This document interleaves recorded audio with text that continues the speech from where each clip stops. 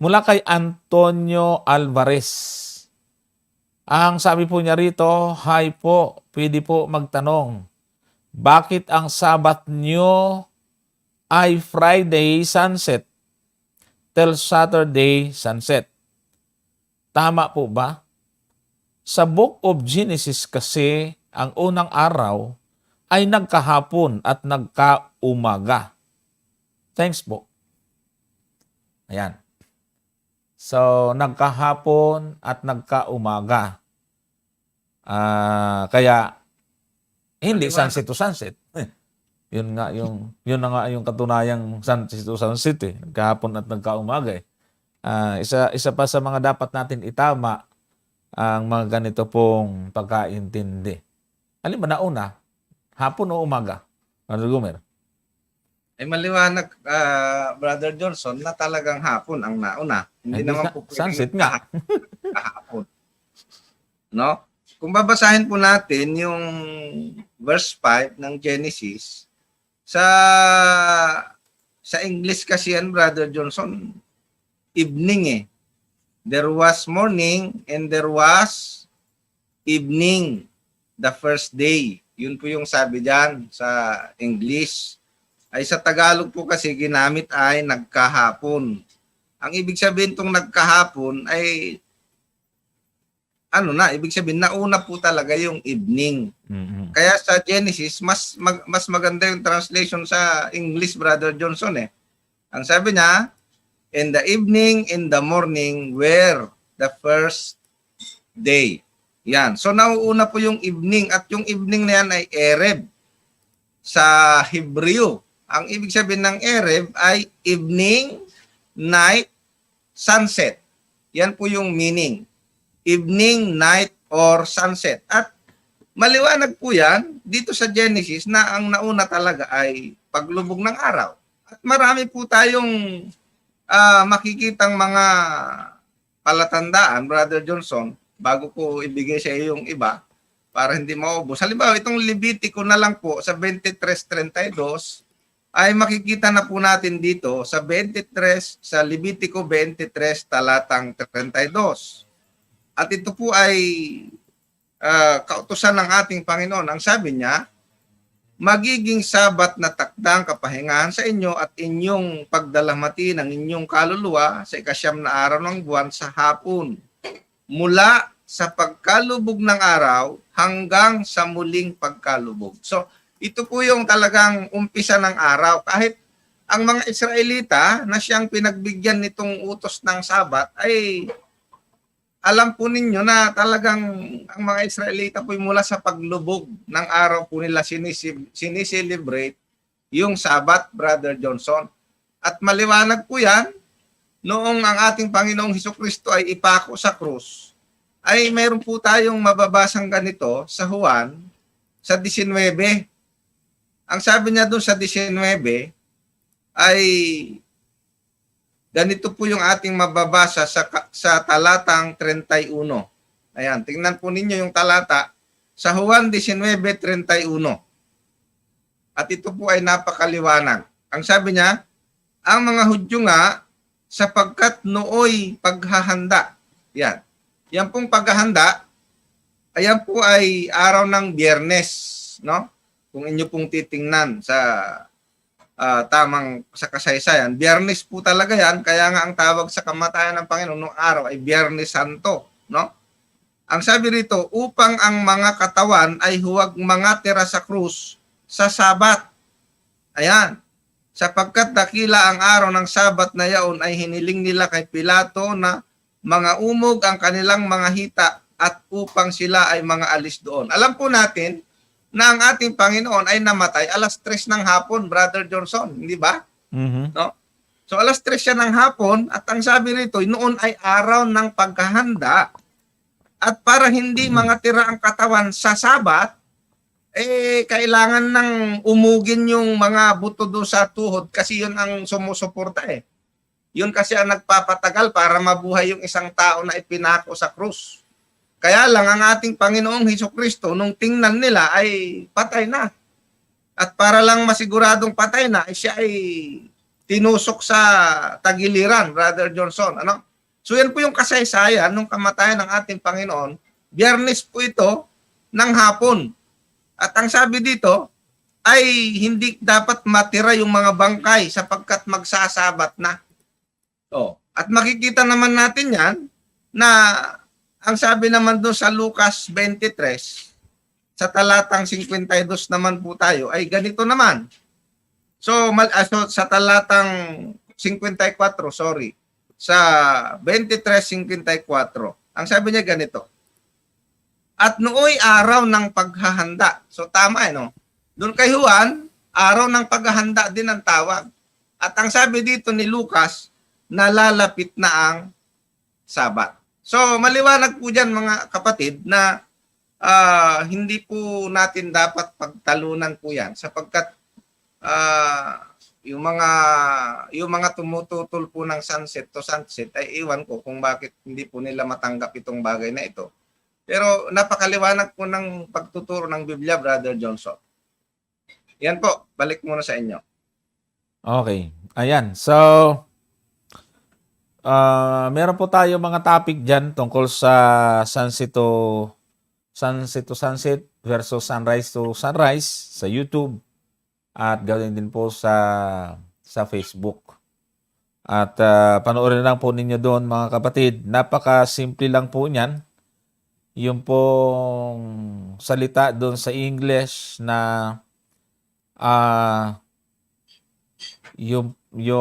there was ang nakasulat po kasi sa sa English ay and God saw the light that it was good, and God divided the light from the darkness, and God called the light day, and the darkness he called night, and the evening and the morning were the first day. So, binanggit muna yung evening and morning. Sa pag-aaral po ng malalim, mga kapatid, yung pagbanggit po ng evening dyan, yan ho ay magdamag. At morning yan ay maghapon. So, yun po yung ibig pong sabihin dyan, mga kapatid. Bago nagkaroon ng ilaw, no? Bago sinabi ng Diyos sa verse 3 na let there be light, ay nauna na muna yung darkness. Kaya kung papalisan natin yung verse 1 to 3, in the beginning, God created the heaven and the earth.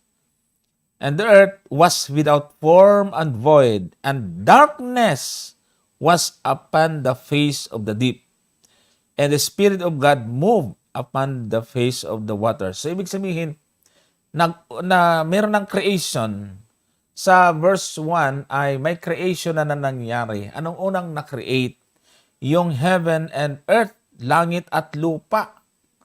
At ang unang bahagi na nasa langit at lupa, ang unang makikita at unang nag-exist ay ano po? Darkness was upon the face of the deep. O yan. Kaya sa verse 3, and God said, let there be light, and there was light. So, doon pa lamang pinailawan ng Panginoon. Pangalawa na lamang yung light. Nauna talaga yung dilim. Kaya pag nagbilang ka, kung anong unang nag-exist, yung ka magbibilang. Kaya nga nang sabihin doon sa naunang talata, and the evening and the morning were the first day. Kaya sabi ng mga scholar, yung evening, yan po ay magdamag mula sa hapon. At yung morning, yan po ay mula umaga hanggang yung daylight. No? Yung morning, yan po ay daylight part. At yung evening dyan ay dark part ng araw. So magdamag at saka maghapon. So, ganun lang po siya kasimple, kapatid na nagtanong, si Brother Antonio Alvarez. Okay, so, ko muna ito, ipagbigyan muna natin itong tanong dito ni Daniela Manangkel Ross. Ito ay naipadala ng nauna ito sa atin na hindi natin masagot-sagot na natatambakan bago tayo pumunta ngayon sa bago. Sabi niya kasi rito, ito ay naniniwala ako, Brother Gomer, Ito ay offshoots. Ito po ay kasama ng mga lumabas. Dahil minsan ay mga comment niya, pati cross ay binabanatan niya. Pati yung injection, pati yung vaccine pala. Sabi niya rito, magandang gabi mga brother. Ang tanong ko po, di ba po sa panahon ni Adan at Eva ay walang karne at hindi ito pinapakain ng Diyos? At simulang dumating ang panahon ni Noah, doon na nagsabi ang Diyos na bawal at hindi bawal kainin. Ngunit kung ang mga tanim ay magkadahon, dapat bumalik na sila sa pagkain ng gulay at prutas. Ang tanong ko po ay ganito. Tanong, kasama po ba ang pagkain mga manok, baka, kambing, at iba pang mga karne na ipinapakain ng Diyos sa panahon ni Noah ay pinahinto na sa ating panahon ngayon? Back to original diet na po tayo na nakasulat sa Genesis 1:29 na ito lang ang original na pagkain ng mga taong Kristiyano. Mga brother, dapat din po tayong maging isang vegetarian, vegan. Pakisagot po, salamat. Sinagot mo na yung tanong mo eh. Ang tanong mo, pero sinagot mo din. Pero sige, okay lang. At meron po akong napansin dito, Brother Gomer, na mali. May mali eh. Titinan natin, uulitin natin yung basa, no? Sabi niya, tanong ko, di po ba sa panahon ni Adan at Eva ay walang karne at hindi ito pinapakain ng Diyos at simulang dumating ang panahon ni Noah, doon lang nagsabi ang Diyos na bawal at hindi bawal kainin. Ngunit kung ang mga tanim ay magkadahon, dapat bumalik na sila sa pagkain ng gulay at prutas. Saan kay talata? May meron kang alam na talata nito, Brother Gomer, na sinabi ng Diyos kay Noe na pagka nagkadahon na at nagkabunga na, bumalik na kayo sa prutas. Mayroon bang ganon? May kaalam kang ganon na talata? Wala akong alam na ganyan, Brother Johnson eh. Doon lang sa libro nila ito malamang. Wala Kasi pong... ang alam ko, Brother Johnson na talata. Wala akong alam na binanggit sa Genesis na ganyan. Sister Daniela, wala akong alam na sinabi ng Diyos kay Noe na pagka nagkadahon at ang tanim nagkadahon na, dapat bumalik na lang sa pagkain ng gulay at prutas. Yan ang isang unang napansin ko na mali. Wala po sa Biblia yan. Tapos sabi niya, tanong, kasama ba ang pagkain ng manok, baka, kambing at iba pang mga karne na ipinapakain ng Diyos sa panahon ni Noah?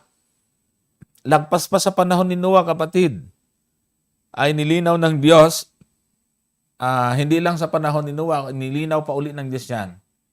Bago ang panahon bago yung gunaw, may marumi at malinis na, at pagkatapos niyan, ay yung sumulat ng Genesis, yun din yung sumulat ng Leviticus at Deuteronomio, binanggit na doon kung ano yung pwedeng kainin hayop at hindi pwedeng kainin. Yan ang nasa Biblia, hindi yung sinabi ng Diyos na pagka nagkadahon na, balik na sa prutas. Walang ganon. Mali. Maling-mali ho. Ito ay malimit ito manggulo sa ating mga program na dahil ito ay kasama, hindi ko alam kung anong grupo siya kasama doon sa mga umalis sa church o kaya naman ay hindi umalis kundi tinanggal, no? So sabi niya, bumalik na tayo sa original diet sa Genesis 1:29. Pakita ko natin dito, Brother Gomer. Ang sabi niya, bumalik daw sa original diet sa Genesis 1:29 na ito lang ang original na pagkain ng mga totoong Kristiyano, mga brother. Dapat din po tayo maging vegetarian. Pakisagot po, salamat. Mali na naman siya rito. Wala man lang tumama, sige. Ang Genesis 1:29, tingnan natin kung vegetarian ba ang binabanggit diyan. Sabi ng 1:29, ng Genesis. Sabi diyan, at sinabi ng Diyos, narito, ibinibigay ko sa inyo ang bawat pananim na nagkakabinhi na nasa ibabaw ng balat ng lupa at ang bawat punong kahoy na may bunga na punong kahoy na nagkakabinhi sa inyo magiging pagkain. Oh. So, prutar yan. Prutas pala yung original na dapat wala gulay. Kasi prutas naman yung binabanggit dyan, Brother Gumer eh. Correct. Hindi naman tayo tutol sa gulay, pero wala po doon talaga, ang tinututulan natin, wala po talaga doon yung pagka nagkadahon na, ay balik na. Ang nasa Biblia, mayroong ipinapahintulot kainin na karne. Brother Gumer. Aba, nung panahon ng mga Israel, Brother Johnson, marami ng dahon noon eh. Naman. Diba? No, pero Panahon ni Noe yan, ilang taon po yan? Ilang taon mula kay Noe hanggang sa panahon ng mga Israelita, ay marami na hong pananim noon. Pero doon sa panahon nga ng nung mga Israelita, ay doon nga iniutos lalo yung marumi at malinis, Brother Johnson eh.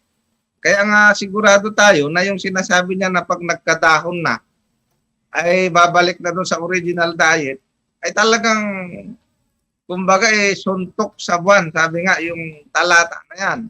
Bakit?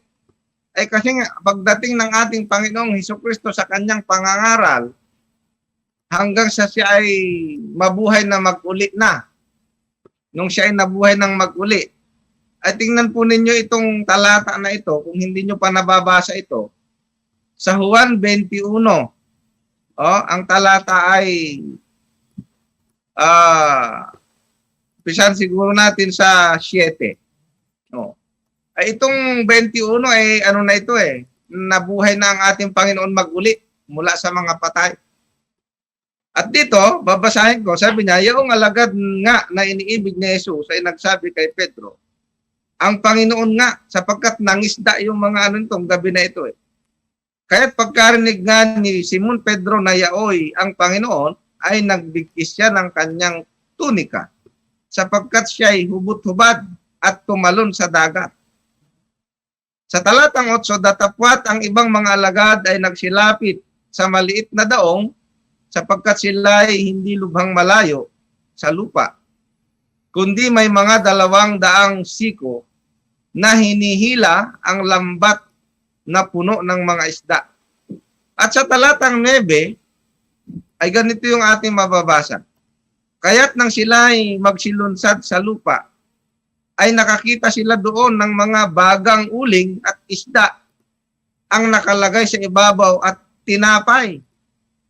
Sa talatang 10, at sinabi sa kanila ni Jesus, mangagdala kayo rito ng mga isdang inyong nangahuli ngayon. So napansin niyo po rito, alam niyo Brother Johnson, nagkaroon niya ako ng meditation sa talatang ito.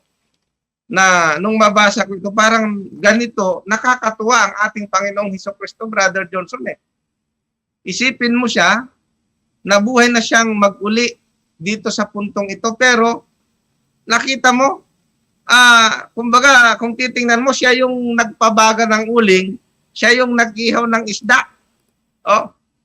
Para pag-akyat ng mga alagad, mayroon na silang makakain. Hindi ba? At yan ay isda, Brother Johnson. Hindi man yan vegetarian pag isda. Hindi ba? Mm. So, mali po yung inyong inaakala. Kumbaga, sabi nga sa huna-huna ba? Mm. Tama ba yun, Brother Johnson? Tama ba yung sinabi ko na yan? Oh. Yan. So, Ano lang yan. Kumbaga ay, hindi ko alam kung saan yung napulot yung aral po na yan. Yan nga ang pagbabawal ng lamang kati, Brother Johnson, magiging aral ng demonyo Yan ang delikado. Kapag wala po tayong against sa vegetarianism or fruitarianism or vegan or ano man yung tawag nila dyan, Brother Johnson, hindi po tayo against sapagkat yan ay napakaganda nga sa kalusugan. Pero yung ituro mo na yan ay way of salvation na kung hindi ka vegetarian ay hindi ka maliligtas. Abay, aral lang demonyo yan, sabi ni Apostol Pablo, Brother Johnson. So, kailangan pag-isipan nyo huli yung bagay na yan. No? Wala pong masama sa vegetarian, pero kung yan ang nagiging epekto sa inyo ng vegetarian, magiging judgmental po kayo doon sa mga hindi. Ay hindi ho maganda ang epekto sa inyo ng vegetarian ninyo, Brother Johnson. Yun lang po ang masasabi ko. Okay.